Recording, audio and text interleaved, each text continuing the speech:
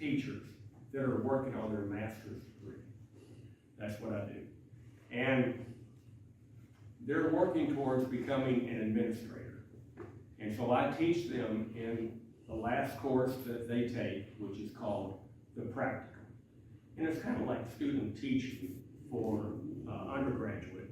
But these are teachers that have already been in the field and they're working on their master's degree. So I teach them and I help them with becoming an administrator, because that's what I did as a living. Okay, I was a middle school and a high school principal and saw the different levels of change in education as I went through it.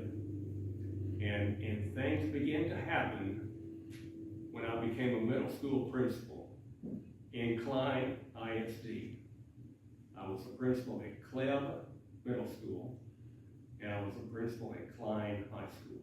My dad is a math teacher at Klein right now. At Klein High?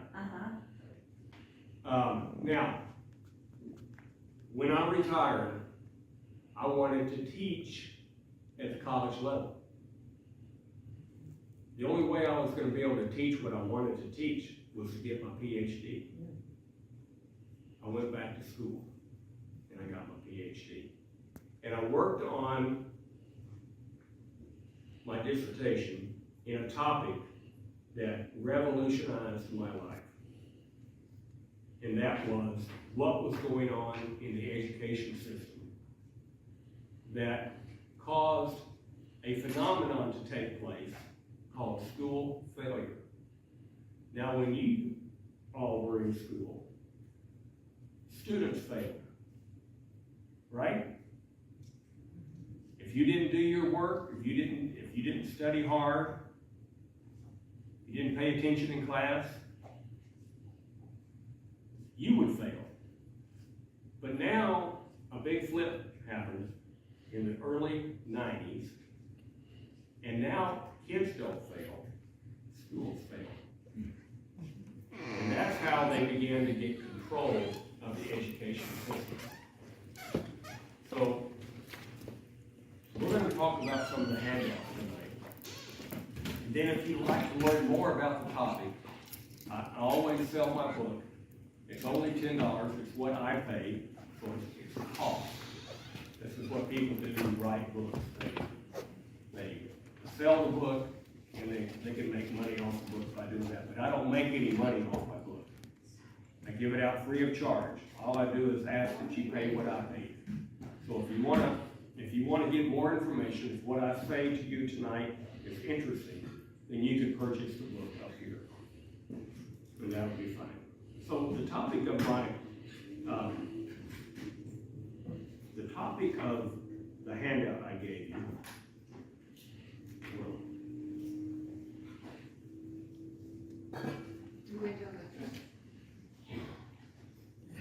There you go. Thank you. The topic is, as you have already read, the takeover of public education in America. So we're living in different times. We're not in the times that you grew up in. It's totally different, as you have, all you have to do is watch the news, right? So the idea of education is not to teach the child and give them the information that they need to become whatever they want to be. It's to give them a limited amount of education so that they can do the work that they are assigned to do by the government, or from the pathway that they decide to take in public school. Now, what the government is trying to do right now, the government is trying to get, they've got the public school kids, they've got them learning the curriculum that they want them to learn, they've got them taking the test, they've got the schools accountable, so that if they don't, the kids don't pass the test, then the school receives the bad grade, not the student. Students have multiple times to take tests. They have multiple opportunities to turn in their work. There's no deadline. And it's quite different than when you were in school. And like I said, when you were in school, kids failed. The way it is now, schools fail. So I don't know if you've heard this or not, but there's an accountability system that grades schools based upon how the kids did on the tests that they take every year. Am I connecting with you? Everybody know about that? Yeah. Okay. So we've had different tests and different iterations of tests that have come out. And they started kind of easy, basic skills type, and so they're pretty complex now, they're pretty difficult. But in order to get control of the schools doing what the government wants them to do and teaching what they want them to teach, they had to get the schools in a fear type situation. And if you go into any public school now, and you're a teacher or you're a student, I'm not saying it's all this way, but there's a lot of fear amongst the faculty. There's a lot of fear amongst the students because everything is about the test. The kids know that. They have to work hard to pass the test. And you would think, well, shouldn't that be the way it is? I mean, shouldn't, if the teachers are teaching the test and the kids are learning how to answer the questions on the test, shouldn't that be what education is all about? And you might think, sure, that's what it should be about. But it's scripted. Okay, so a teacher is not able to teach to their knowledge and their intellect. Teachers have a vast amount of knowledge through the years that they have lived, their experiences that they've experienced, and they're not allowed to give that knowledge. They're only allowed to give the certain learning topics that the government has given them to teach. And that's called, what we call that is the essential elements of each course. And because there's such a high stakes on the test in terms of the grade for the school, they're not able to teach anything but that. Because if they get off topic, then they may not have taught that element as they should have, and their kids might not get it right on the test. All right, now, if we'll look at the handout I gave you. So I've given you that kind of that preview. Just turn the page to the first page after the title page. And in the 2001, 2002, George W. Bush and the Education Department passed No Child Left Behind. Did that ring a bell with everybody? Oh, yeah. No Child Left Behind? Yeah. All right. With No Child Left Behind, as the years went by, a funny thing happened, a phenomenon began to happen across the country, not just here in Texas, but across the country. And that was that schools began to fail. And so, how did that happen? How do schools fail? And so we began to see front and center what the whole agenda was about. And you can imagine, if a school fails, that is devastating to the principal, to the faculty, to the kids, to the community at large. So if you happen to be in a community where a school has failed, then that's kind of a stigma that has been put on the entire community. And so it becomes very detrimental to the faculty and the district and the people at large if you have a school in your community that has failed. So this began happening all over the country, and people were devastated. People, principals, superintendents couldn't figure it out. So one of the mandates written into No Child Left Behind law was a thing that was called adequate yearly progress. This is how schools begin to fail. And if you can get this idea wrapped in your head, then you can understand how it was an agenda. And it was I'll just come right out and say it, it was an evil agenda. And we didn't recognize it as we were going through it. I lived through it as a principal. I lived through it. And I didn't recognize it. It wasn't until I got out of education, out of the pressure, and began to look back, that I realized we've been had. This was a scripted agenda, very well planned, to get control of every school in America. And to make them tie into a program that had a very limited curriculum. So has anybody heard of Common Core? Yep, okay. Common Core curriculum was the curriculum that you had to assign if you wanted to get out of the agenda. Now, I'll explain how in just a minute. So,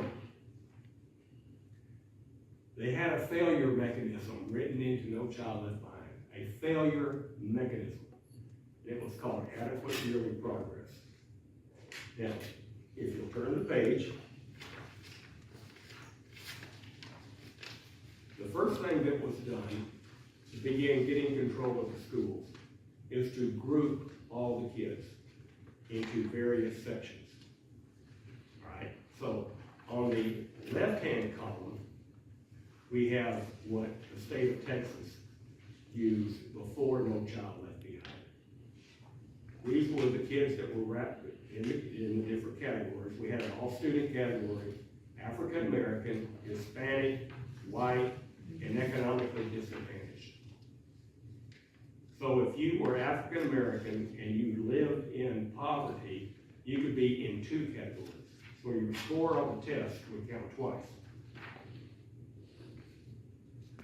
In 2002, when No Child Left Behind came in, they added two more categories to the mix. They had the original State 5 that is on the left, and then we had the English language learners, who are the people who come into the country and they can't speak English. And so they get put into a category until they give a 1-year grace,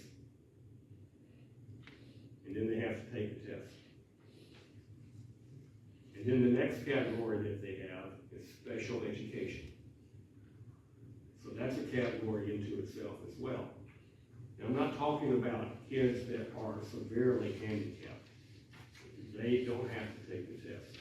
But if you have a learning disability and have been labeled special education, then you do have to take the regular test. You have to be in the regular classroom from a regular education teacher, and you have to be ready to take the test. When I say the test, I'm talking about the state test. We call it STAR. We've had different names for it, but you may have heard State of Texas Assessment of Academic Readiness. Say that again, please. State of Texas Assessment of Academic Readiness. STAR. Okay, that's what the kids take now. They've had many different tests as this thing has progressed over the years.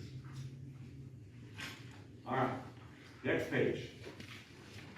These are the AYP percentages that went up during the year. So we've got a group that these test scores are applied to. And all of the white kids are in a group, all of the black kids are in a group, all of the Hispanic kids are in a group, and they are determining the success or failure of the school based on how that group, how many in that group passed, the percentage of how many of them passed. And it started off fairly low. It was easy to make the grade when it was just beginning. As you can see, the ELAR is English English, language arts, and reading, and then math. So on the first one there, 2003, English language arts and reading, 46.8% of all black kids, or all Hispanic kids, or all white kids, as a group, had to make that percentage. If you had 50% of that group fail the test, 50% of them, then the whole school failed. If just one category failed, then the school was labeled in what they call improvement required. Now, if you had improvement required as a label for 5 years in a row, the state could shut down that school and turn it into a charter school. So, pressure, right? When you hear the term high-stakes testing, this is what we're talking about. All right, now look at the percentages over the years. They went up. This is how school failure happened. So, between 2003 and 4, it was not that bad, but look at what happened by the time we got to 2009. Look at the percentages of each group that had to pass the test. Yeah, it's getting up there. By 2010, it's getting higher. And by 2011, this is when this phenomenon was taking place across the country. Schools were failing like crazy. And there's a reason why it was written like this. In 2012, you can see that 87% in math, 83% in each group had to pass the test. As a group. This is not what they had to make on the test. This is collectively as a group. All right? Now, what do you think was happening there? Teachers, principals, kids, parents. Why was it going up? And where was the pressure? Now, this is something I'm going to tell you that is going to blow your mind. The reason why it kept going up every year was because by 2014, those percentages had to be, guess what? 100%. Yes. No, you can't do that. You can't do that. And so everybody knew that they were going to fail. And the ones that failed the most were the Title I schools that had high percentages of kids living in poverty. Economically disadvantaged is the greatest, single most challenge that Title I schools have. And yes, they do get federal assistance with money, but kids are not widgets on an assembly line. You can't treat them like machinery. There's many different things that go into why kids do what they do and make the grades that they make. And as hard as teachers work, and teachers work awfully hard, guess who got the blame when these percentages got to the point where the school failed? Guess who got the blame? Teachers. Teachers did. And yet, what was really the cause? What was the cause? The system was failing the school, right? The kids know they don't have to study because they're going to be passed along anyway. They sleep in class. Yes, ma'am. Me too. Kids are kids. They haven't changed from the time we were kids to now. Kids are kids. And if the system is such that they can get away with things, they're going to get away with it. They're going to do it. I mean, it's just human nature. All right. So you see how the failure mechanism worked. Now, Campbell's Law is something that you can read. I put that in there because I wanted you to see that any test that we give, that the government gives, that is meant to produce a rating, is already going to be skewed. Because there's going to be all different kinds of tricks, strategies that are applied by the teachers to try to get the kids to pass. And It's gonna be get them where they can get the job done, make a passing grade. They may not even really remember or retain any of the work that we've taught them, but we're gonna get them to where they can make a passing grade. We really don't know. We really, because of the test and what it's done, and how the teachers are now scripted, and they teach to the test, we really don't know what kids know, what they have learned. Because all we're going by is what the kids are making on that test. All right. This next page is very important. It shows the discrimination that is involved in the entire system that is being applied to our public schools today. The entire system is discriminatory and it is unequitable. You've heard so much today about equity. This is totally inequitable because it's not a fair system that is applied. You can't compare an affluent neighborhood school to a third ward neighborhood school that is in a neighborhood of poverty. Those two you cannot compare together, and yet they're on the same accountability system. And who gets punished year in and year out and shamed for having a letter grade applied to their school? Who gets shamed every year? It's the school that is in a neighborhood of poverty. So when I'm saying it's discriminatory from the standpoint that it's applying a corrupt system to all schools, but the affluent schools, the ones that are in neighborhoods of affluency, they don't have a problem. They're an A or a B. The Title I schools taking that same test, same rules applied, are a C, D, maybe even an F. Now, these four percentages, these four demographics that I have on that page that you're looking at right now, it says 4 demographics determine the rating. Notice each one of these demographics has nothing to do with ethnicity. All right? It's a category that the kid fits into. So we have economically disadvantaged. We have the English language learners. These are the kids that come in and can't speak English, but they're going to a public school, and so they're going to have to take the test. Then we have special education. And then we have what we call the mobility rate. The mobility rate of a school is the single most determining factor of how well that school is going to do on the test. And now the mobility rate are kids that are coming in after school begins. They're mobile. Their parents are mobile. They're moving, constantly moving. And so they don't come in at the beginning of the year. And so the teacher has to work hard to catch them up.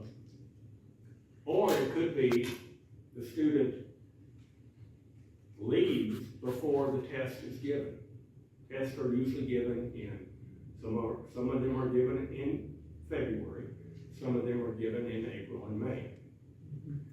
But let's say a teacher works really hard with the student, and in January or February or March, before they finish taking the whole test, the parents who are living in an apartment find a better deal at another apartment complex. You give them maybe a month free if you move in. And so they're scraping to get by. And mom or dad, or maybe both, say, we're moving. And the place that they move to that may be given a month free is out of the attendance zone that they were going to the school that they were attending. So all that teacher's hard work is for nothing. Because they will not, of course, they help with it. They get credit for learning, teaching the kid, but their tests will not count. Their tests. So, That's why I say the mobility rate is the single greatest factor in how well a student, how well a school will do on the test. All right, I'm gonna give you two examples here. Two examples of report cards. And you're gonna have to put on your reading glasses, okay? Because this has got some fine print. Or a magnifying glass, right? But, when you get back to your place, you can hopefully have a way to get that to where it looks better. But the first school that I bring up, this is a school report card. And you can tell a lot by these four demographics that they have at the bottom of the page. All right, so it reads, let's see if I can read it, okay? Okay, so in this particular school, it's called Seven Lakes High School. It's in Katy. No, is it in Katy? Yes, it's in Katy. It's in Katy. Seven Lakes, yes. Let's see, I gotta make sure that's right. It's in the upper right corner. Yes, it's Katy. It's what, Katy? It's Katy. Okay. Well, I'm having trouble focusing myself. Okay. Look at those four demographics. Economically disadvantaged, 17%, or was that 11.9. English learners, 5.1. Special education, 5.7. Mobility, 4.6. Now, those are very low percentages for a school. Remember what I said, these four demographics determine a great deal of what the school is, how it's going to be labeled, how well the kids are going to do. They come from homes that have both parents at home. Both parents may have been college graduates. They are making sure that their kids do well in school, doing their homework, making sure that they pay attention, that they behave. They're coming from stable families. Follow me? Okay. This school has made an A. They're one of the top rated schools in Harris County. Now, just look at this. This is North Forest High School. There used to be a district called North Forest.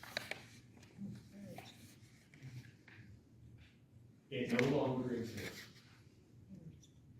State of Texas closed down the entire district for failing to make adequate yearly progress, year in, year out. They're almost 100% African-American enrollments and almost 100% economically disadvantaged. So if you can read that fine print at the bottom, compare this with Seven Lakes that you just got through reading. Economically disadvantaged, 91.7. English learners, 10.7. Special education, 12.2. And look at the mobility rate, 27%, almost 28% mobility rate. That's extremely high. Kids leaving all the time, coming and going. So, who's going to be worried about the outcomes on the test? Are they going to be worried at Seven Lakes? Are they going to be sweating bullets at North Forest? Yes, because their jobs are on the line. Now, this is from 2018-19 school report card. The reason why I don't have any report cards that are current is because schools have been set back on their heels because of COVID and what happened. And you can't compare them to what they used to be. They're still going to need time to get better before you can make comparisons between what their scores are now and what they were in 2018-19 before COVID hit. And that's why I still use the 2018-19 report card in my presentations. Now, in those four demographics that I talk about, the principal has no control over what those demographics are. It's whatever walks in the door. Now, so if he had control over that, he could, he or she would say, I'm sorry, but we have our maximum amount of African-American kids here. You can't come to school here. Or our special education numbers are just too high. You're gonna have to go somewhere else. Can they do that? No, they cannot do that. That's against the law. That's called discrimination. And so there is no control by the principal and the superintendent over these percentages. And yet, who gets shamed every year? These schools do. That's why I say the accountability system is inequitable and it is discriminatory. Are you gonna try and fix all this? Me and a bunch of other people that I work with are constantly trying to get legislators' attention on this matter. Okay, because the laws are written to support this discriminatory accountability system. Because guess what? If you can label a school a failure, you can make money off of it. Okay? You can make money off of it. People can bring in what their programs that they promise will lift up the outcomes. They'll do better on the test. And the principal and the district are willing to buy these programs, and we have the same problem. There's big money in education. How does it affect private? It doesn't. What is the whole concept of this, except that we just don't have people to do menial jobs now anymore? Because that seems to be sort of what they're going towards. Well, what they're going for is a controlled populace. A dumbed down population is easy to control. And they've got it right now. That's what our government is trying to do altogether, is Yeah. to dumb down the population they figure they can control. The kids know they can't be failed. And so the kids don't have to study. They goof off, they play games on their telephones while you're teaching, they sleep in class. They know that they're gonna take the test 3 times and that the highest grade will be recorded. And even if the highest grade stinks, they're still gonna get passed because the school don't want them to fail because they all look bad. And so the kids don't make any effort. The kids text, they can't spell, and they don't know math because they get pushed from one math class to the other, and they're not qualified to be in the upper math classes, but they have to go anyway to say that there is a class and they're offered it. Now, you didn't. Which you kids are you didn't. talking about? Okay, you My didn't. grandchildren are at the high school, yeah, they're doing fine. Which high school? This is a good area. I didn't know this big school, yeah. They're probably doing fine because they're going to a school that has more of an affluent population going to it, Yeah, and their families are it's stable. one of the oldest, schools, yeah, apparently. Jersey Village? Do they go to Jersey Village or Cy Creek or Cy Fair? Is it Sci-Fi there here? Cy Fair is it A Yeah, rated? I'm new to this place, I didn't know. Cy Fair My does very well. grandchildren in Now, Rome. ma'am, you talk with a great deal of sense of knowing what is happening. Where do you gain your knowledge? From my daughter. Okay, is she teaching? Yeah, she's teaching at Klein right now. Yeah, oh, that's right, you just told me that, yeah. And she She's a used fine- to teach down in the valley, and the migrant kids would come in 6-8 weeks after school started. And when they came in, they had to fit into a regular class, and then later in the day, they took a class for the first half that they needed for the first class that they took. So they're taking the first half second, and learning the second half first, and they're so confused. and they really want to learn. My kids are wonderful, because they know what a hard life it is. Sure. But there's no one to help them, and the system is ass backwards.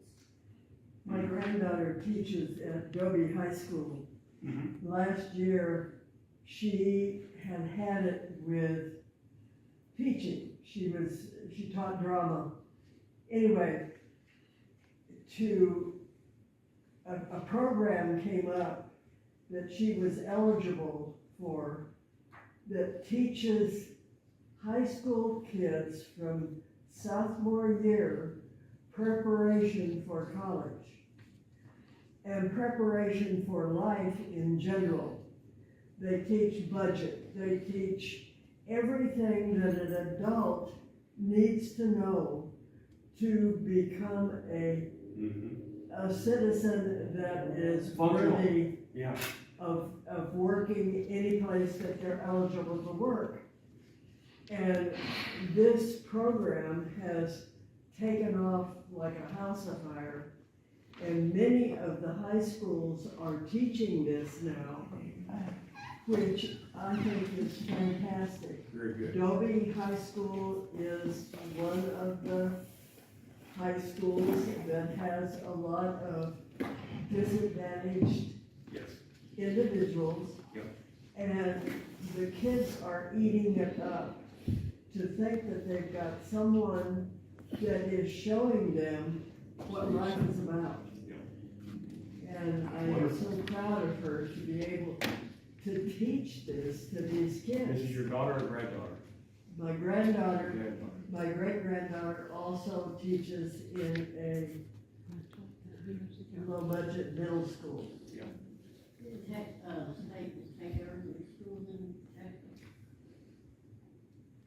This shows you how evil the entire system is.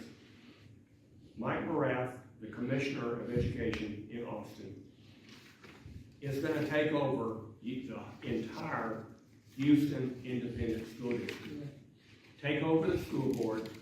He's gonna put his own people into this. So this is against our republic way of running our nation. We are a representative republic. And the school board is a microcosm of our republic, because we vote. These are our representatives that we put on the school board. And if we're not happy with the way things are going, then we overturn the school board and we put new people in. But we don't have a law that allows a commissioner to come in and take over the board and put his people in. That is what happens in banana republics. So the fact that Mike Morath, a horrible commissioner who is power hungry, and I don't mind saying it for videotape, he needs to be overthrown. Like our Governor Abbott appointed him. That's an appointed position, not an elected position. And our governor, who claims to be conservative, has got a very liberal commissioner and power-hungry commissioner serving as the head of the entire education system in Texas. And he's going to take over HISD. And let's just see how well he does. Let's see how well he does. When they shut down North Forest was the last remaining district in Texas that was run solely by African Americans. It was an African American district. And in the administration and on the school board, everybody was African American. Well, they shut it down, not Commissioner Morath, but Commissioner Williams, shut it down in 2013, and HISD picked up all the schools and brought them into their sphere of influence. Is that the school that has one of the top football teams in the Houston area? No? Okay. That would be Not sure. North Shore, Yeah. Yates. No, sure. But North Forest, my point here is, Have they done any better? Nope. No. No, and why? Because of those 4 demographic areas. Those four demographic areas. So, should you not try them? Of course not. You should try as hard as a teacher, as a principal. You're working your butt off to try to get those scores up and try to reach as many kids as you can. But there's just so much you can do when you have the challenges that these particular Title I schools have. So, what should we do? In the next 2 pages, you can read this when you leave. But we've got to give instruction back to the teacher. We've got to give instruction back to the teacher. Right now, the government is in charge of what the teacher teaches. And they teach out of a Chromebook, not a textbook. The Chromebook is the teacher. If they have any remediation to do, it's done through the Chromebook. Your daughter or granddaughter has a client is a 1-to-1 district. That means 1 kid, 1 Chromebook. Okay. And that's the way it's going. That doesn't mean the client did wrong by doing that. The whole state is going that way. They don't have a choice. No, they don't have a choice. Yeah. So those teachers that are veteran teachers that have been teaching 20, 25, 30 years, they know they're not the teacher anymore. You have a curriculum and you have to follow it. Yeah, the Chromebook is the teacher. Yeah. They are the facilitator. Yeah. By people who never taught, Yeah. never knew. I So- mean, they went through school, so they think they know everything. We don't need to give Sorry. a standardized test that produces a rating. It's going to be skewed from the get-go.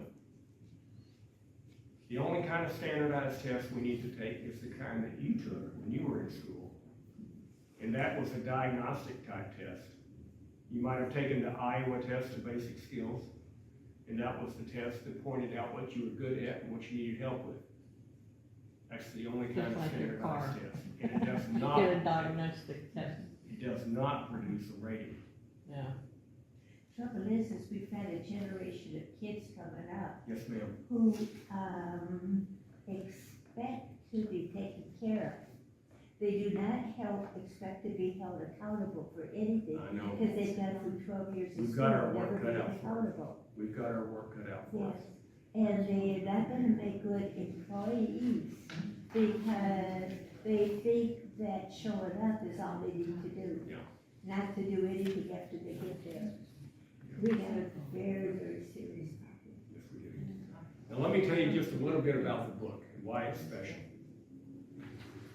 I proved, this book is taken out of my dissertation. So if you know anything about dissertations, you have to convince your committee that you're presenting in front of, you have to convince them that you have proven your hypothesis.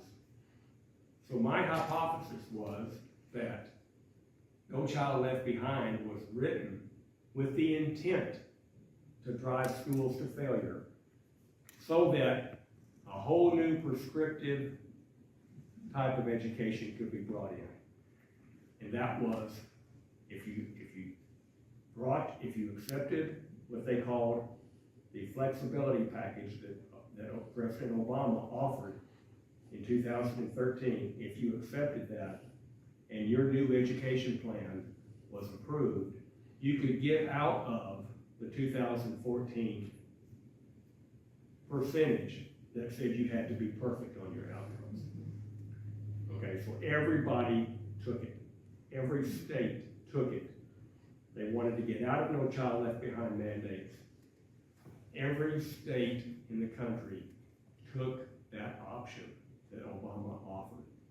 And in there, you had to agree that your curriculum would be Common Core. That's how we got Common Core. Now, Common? You talk to some legislator and they'll tell you, we don't have Common Core. We have college and career ready standards. Same thing. Okay. It was approved by the U.S. Department of Education, our application to get the waiver, okay? It was approved, and it would not have been approved had not a high degree of percentage of those standards lined up with Common Core, and they did. So we do have Common Core, and that's part of the problem with our system that we have is it's dumbing our kids down. Case in point, you know what you have to make on the Algebra 1 STAR test to pass? Minimum score that is allowed to pass on STAR Algebra 1, 37. 37. So you can see how it's dumbing our kids down. All right. I'm surprised your dissertation was accepted under the circumstances you were criticizing what they had been a part of too, Yeah. right? Right. I think they're getting a lot of criticism right now. They are. That's a good point. But what I proved in my dissertation is that education is both parties working together. No Child Left Behind was brought in under George W. Bush, Republican. The waiver was brought in by Obama, a Democrat, and it's been that way for 40 years. It doesn't matter who's in the presidency, the education department moves on. Right. That's what the problem is right there. All right, yes. What happens, okay, they close down the schools, what happens to the kids in their school districts, what happens to them?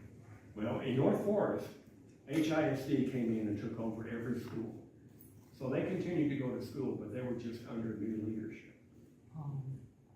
Now, in HISD, nothing's gonna happen to nothing's gonna happen to the kids that are going to the schools. It's just gonna come under new management. They think they can do better. We'll see. We'll see. By the way, HISD district is a B. It's a B. Now this shows you how corrupt these laws are that the legislator that they have passed. All it takes is one school. If you have difficulty and have trouble getting that school up to a passing standard, the laws are written that they can shut down the entire district and to bring it into new management. And this is what?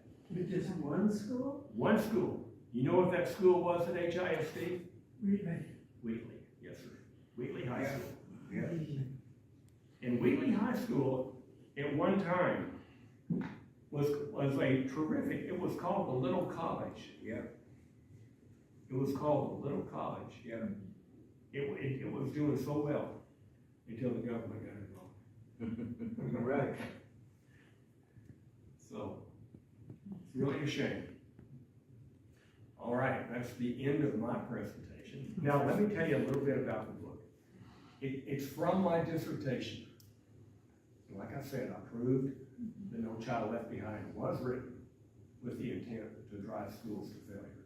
I proved it. And my areas of data that I pulled from, you've got to have data, right? I did a qualitative dissertation, which means I had to go out and interview people, and they had to tell me their experiences. And I had to set up the parameters by which I was going to prove my point. But there were two areas that were experiencing school failure at the time. East Austin, okay? So I made many trips down 290, and North Forest. Those two areas were experiencing school failure at the time that I was doing my dissertation, so that was where I got my data from. And it was a landmark dissertation in my opinion, and I'm very proud of it, very proud of the book. I turned the dissertation into a book. because, I just felt that, you know, people aren't gonna read a dissertation, but they will read a book. My dissertation is that thick. So it's fairly condensed, and it has the data in it, okay, it has the data in it. So I'm very proud of it, it's a very good book, and by having it, you'll have the answers.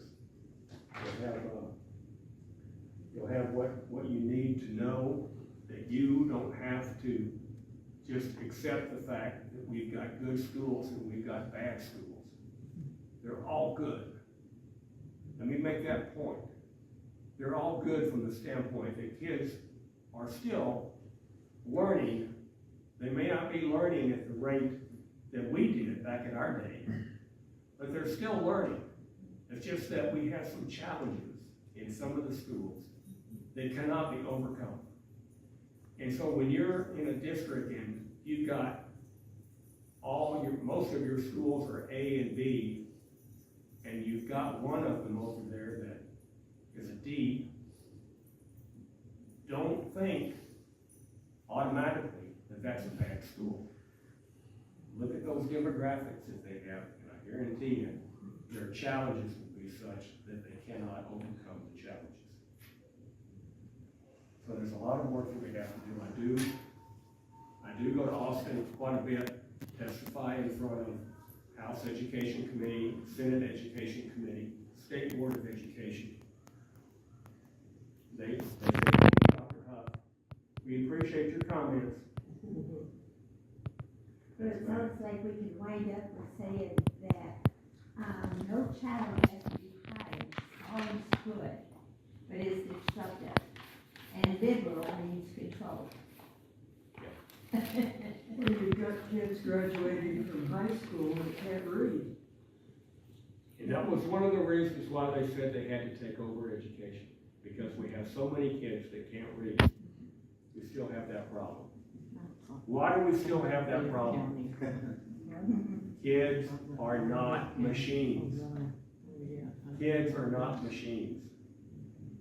They have many things that influence how well they learn. Many things. And when those things are so great that they cannot overcome them, then they may not learn to read by the time they finish high school. I hope not. Kids are sponges. They absorb what they are taught. But if they're not taught, then there's nothing to absorb. But the love of education is what needs to be drilled into their heads. And a lot of that is the parents' fault. 80%. Because they don't follow through, or they can't follow through, or they both work and they're so busy. Yeah. One parent might be in prison. Yep. You know, that's the whole challenge of the Title I community. You know, I really appreciate y'all listening. Thank you. Really do. I didn't see one hand go like that. So I guess I held your attention.